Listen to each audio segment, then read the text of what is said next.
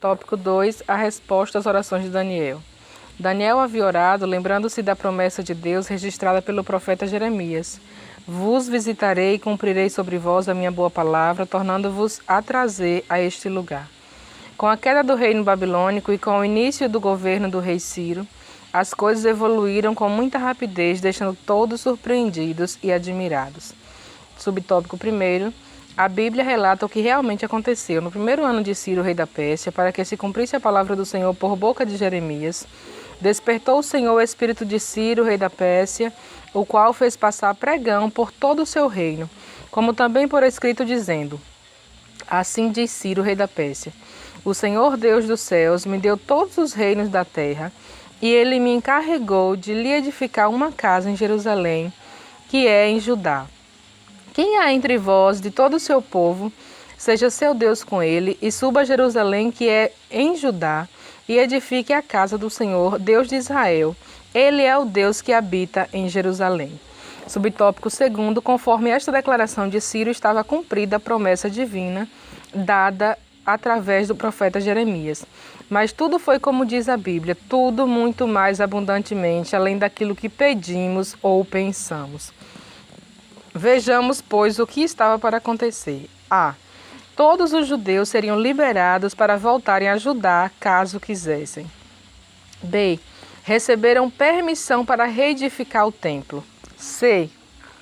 Todas as despesas da construção do templo poderiam ser tiradas dos tributos de além do rio. D. Os vasos sagrados devem ser entregues aos cuidados de Zorobabel, nomeado governador dos judeus pelo rei Ciro, para serem transportados de volta para Jerusalém. Conclusão do tópico 2. A resposta divina às orações de Daniel incluía levantar Ciro para abençoar o seu povo, permitindo, entre outras ações, que o povo retornasse para Judá e reconstruísse o templo. Irmãos, nesse tópico 2 e os seus respectivos subtópicos, nós vimos que, diante daquele cenário de cativeiro, que o Senhor, após levantar os seus santos profetas para corrigir o povo de Israel e eles continuam desobedecendo, Deus permitiu, como consequência do pecado deles, o segundo cativeiro, que foi o cativeiro babilônico de 70 anos. E já está no prazo, se cumprindo o prazo de 70 anos, que Deus disse que libertaria aquele povo para retornar para Judá, para Jerusalém, em Judá. Daniel olhou para o cenário e não via, nenhuma mudança naquela circunstância, naquele cenário. Não via nada, se encaminhando para que a promessa do Senhor se cumprisse. Então ele foi despertado, o Espírito de Daniel foi despertado a orar, para que através da oração dele Deus começasse a mover, aquela situação. Porque a oração do justo pode muito em seus efeitos, como diz a palavra do Senhor no livro do apóstolo Tiago. E aí Daniel orando, irmãos, Deus começou a cumprir ali as promessas. Ele, por conta do pecado de Belsazar, de ter profanado, aquilo que era sagrado, ele não teve temor em tocar nos vasos sagrados do templo do Senhor e profanou ali bebendo com seus amigos, os reis, as suas concubinas. Então Deus enviou a mão para escrever na parede que dizia Mene, Mene, Tekel, Parsim, que pela interpretação dada ao profeta Daniel era: pesado foste na balança, foste encontrado em falta, e o Senhor dividiu o teu reino e deu aos medos e os persas.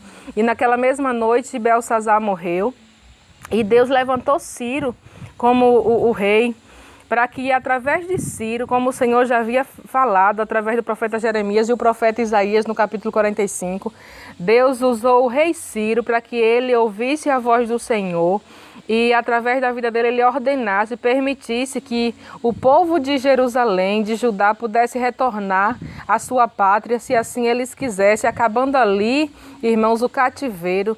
Mas Deus nunca faz somente aquilo que nós pedimos ou pensamos, ele faz muito mais abundantemente, como diz a palavra do Senhor, Paulo escrevendo aos Efésios. O Senhor permitiu que Ciro, o Senhor moveu o coração de Ciro para que ele ordenasse aquele povo ali, através da palavra do Senhor, a voltar para reconstruir a casa de Deus em Jerusalém, reconstruir o templo do Senhor em Jerusalém. E para custear aquela obra, o Senhor permitiu que os tributos, os impostos de além do rio, fossem usados para aquela construção, aquela reedificação daquele templo. E todos que tivessem sido movidos, o coração através de Deus para voltar, para fazer aquela obra, estariam livres para ir.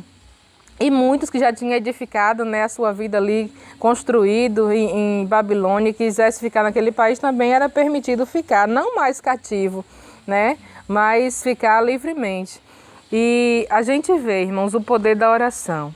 Quem se apresenta a Deus, né, em consagração, em humildade de espírito, né, se apresentar a Deus com fé e com humildade, Deus se levanta através da oração desse servo, dessa serva, e faz coisas maravilhosas aqui na terra. Quando nós reconhecemos que tudo pertence a Deus, que tudo provém de Deus, que Ele é o Deus que faz tudo em todos, que dele é o querer e dele é o efetuar. Quando reconhecemos a soberania do nosso Deus e tributamos a Ele tudo que lhe é devido, a honra, a glória, o louvor, a adoração, a exaltação, tudo para Ele, irmãos. Não há barreiras que fiquem de pé. O Senhor se levanta e responde a nossa oração e o nome dele é glorificado em nossas vidas e através de nossas vidas. Vamos ao tópico terceiro e a conclusão, em nome do Senhor Jesus.